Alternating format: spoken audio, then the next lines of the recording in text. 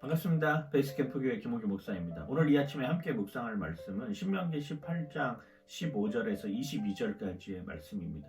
신명기 18장 15절에서 22절까지의 말씀 속에는 선지자들은 어떤 일을 해야 되는지, 어떤 사람들이 선지자의 역할을 감당하는지, 선지자에 관한 이야기들을 하고 있습니다.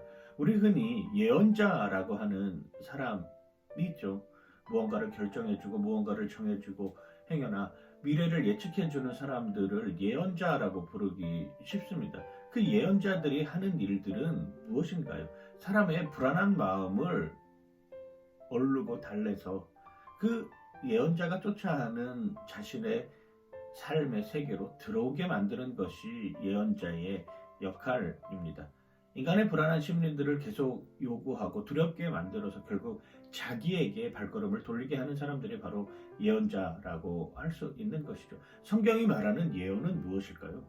성경이 단순히 그냥 미래를 어느 시점에는 어떻게 되고 어느 시점에는 어떻게 될 것이다 라고 하는 미래를 예측해 주는 것이 바로 성경이 아닙니다. 성경이 말하고 있는 예언이라고 하는 것, 성경이 말하고 하는 선지자라고 하는 것은 하나님의 말씀을 깨닫게 해주는 것입니다. 하나님의 말씀이 예언이라고 하는 것이고 그 하나님의 말씀인 예언을 듣고 전하고 그리고 그걸 삶으로 실천하는 사람들이 바로 선지자라고 할 수 있는 것이죠.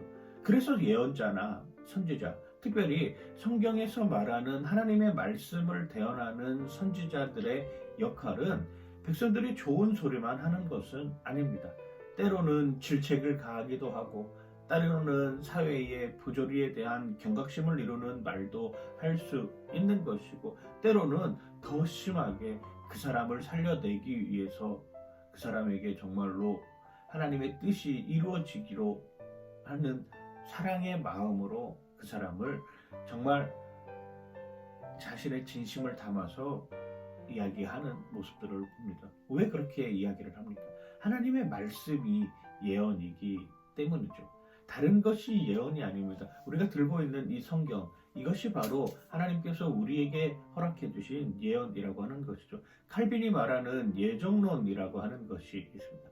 칼빈이 말하는 예정론의 핵심은 단순히 내일 어떻게 될 것이다, 내 미래가 어떻게 될 것이다 라고 하는 것을 이야기하는 것이 아니라 내 삶을 반추해서 돌아봤을 때 이때 하나님이 이 사람을 만나게 해주셔서 내가 지금 이 길로 갈 수 있었고 이때 이 역경이 있었지만 이 역경 가운데 내가 그걸 극복하고 하나님 편으로 돌아갈 수 있었고 이때 내가 정말로 힘든 상황이었는데 그 힘든 상황 속에서 나락으로 떨어져 갈 수밖에 없는 내 상황 속에임에도 불구하고 하나님이 거기 개입해 주셔서 그때 감사의 조건을 만들게 하셨구나 라고 하는 하나님께서 이렇게 나를 여기까지 인도해 주셨다라고 하는 삶의 고백입니다.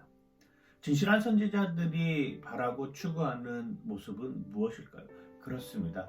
성도들이 회개하고 돌아오게 그 여건을 만들어주는 것이 진정한 선지자의 역할이죠. 잘못한 것, 하나님 앞에서 잘못한 것에 대해서 인정하게끔 만들어주는 게 하는 역할을 하는 사람들이 바로 선지자입니다. 아직 복음의 메시지를 듣지 못한 사람들에게 복음의 메시지를 전하여 주는 것, 그게 바로 선지자들이 해야 할 역할이라고 하는 것이죠. 오늘 본문 18장 22절에도 이렇게 표현을 합니다.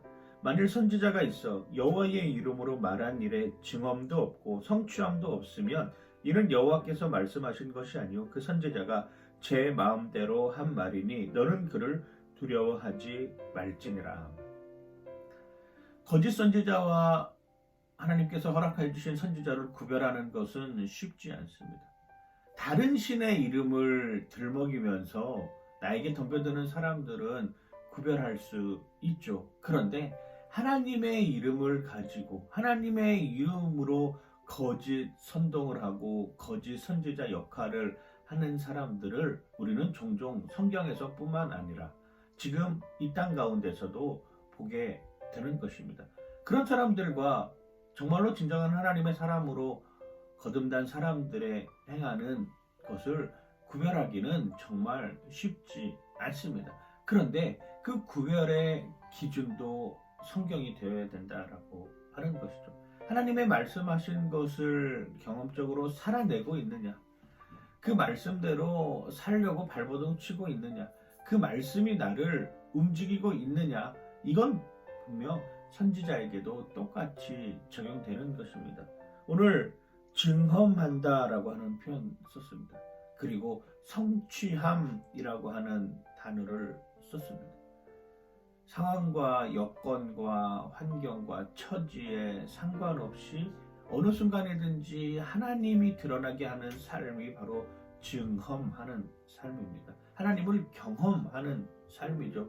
내 모든 상황과 여건을 뛰어넘어서 그 하나님 앞에 내 자신을 드리겠습니다 라고 고백하는 게 바로 이런 모습입니다. 그리고 거기에는 반드시 기쁨과 감사가 표현되어야 되는 것이죠. 그게 바로 성취함입니다. 내가 하나님의 복음을 전하는 가운데 그것이 나에게 기쁨이 된다. 그것이면 충분하다. 그것이면 내가 할 도리를 다 했다라고 여겨지는 그 모습이면 족한 것이죠. 왜? 레위인의 분깃은 하나님이 책임져 주신다라고 말씀해 주셨기 때문입니다.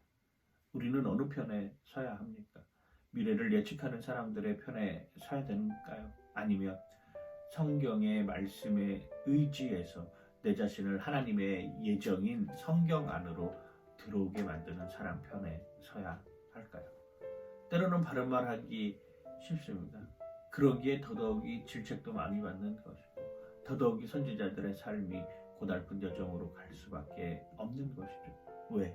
하나님과 반대되는 것에 타협하지 않기 위해서 말입니다. 오늘도 우리는 그런 삶을 살아내야 할 것입니다. 오늘도 우리는 그런 삶을 살아낼 수밖에 없습니다. 그때 하나님의 말씀으로 돌아오는 여러분들 되시길 주님의 이름으로 간절히 축원하고 축복합니다. 파이팅!